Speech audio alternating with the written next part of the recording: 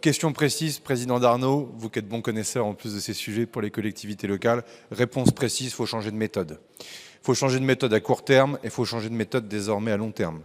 La réalité pour le court terme, et je crois qu'une bonne réunion s'est tenue ce matin avec les ministres et les différents représentants ici des groupes sénatoriaux, bons connaisseurs de ces sujets, associations d'élus, on le voit bien, toute approche nationale est morte-née.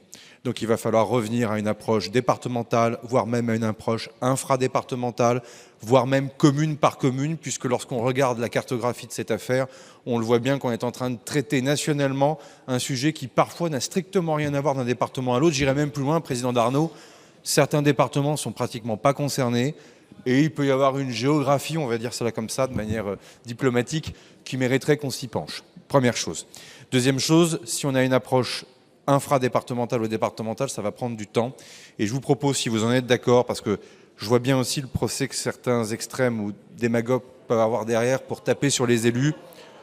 Oh bah, il suffit de voir les différentes déclarations de certains partis extrêmes ces derniers jours pour critiquer les élus locaux ou la représentation nationale, pour ne pas donner, à mon avis, du carburant dans cette affaire.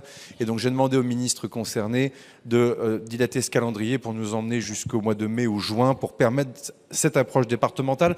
Comme je le rappelle, jadis, vous le savez, ce fut le cas.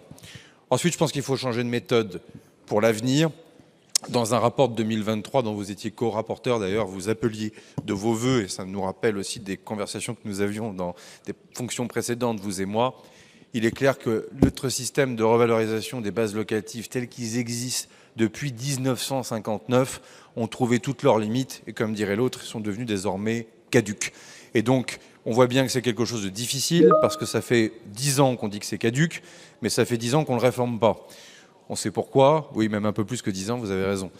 Pourquoi? Parce que c'est une question qui est épouvantablement et technique et politique, mais d'abord technique, on le sait tous. Et donc, moi, je vous propose, si vous en êtes d'accord, et si le président du Sénat en est d'accord, puisqu'il y a eu des travaux qui ont été faits par tous les groupes ces dernières années, c'est qu'on soit capable d'amorcer quelque chose dans la durée, avec le sens de l'intérêt général, de la protection des élus locaux et de la protection de leur pouvoir de taux, à la hausse comme à la baisse. Moi, je fais partie de celles et ceux qui défendent cela. On ne peut pas dire démocratie locale d'un côté, liberté locale d'un côté, et commencer à critiquer les élus. Il y a des élections pour ça. Les gens qui sont candidats aux élections municipales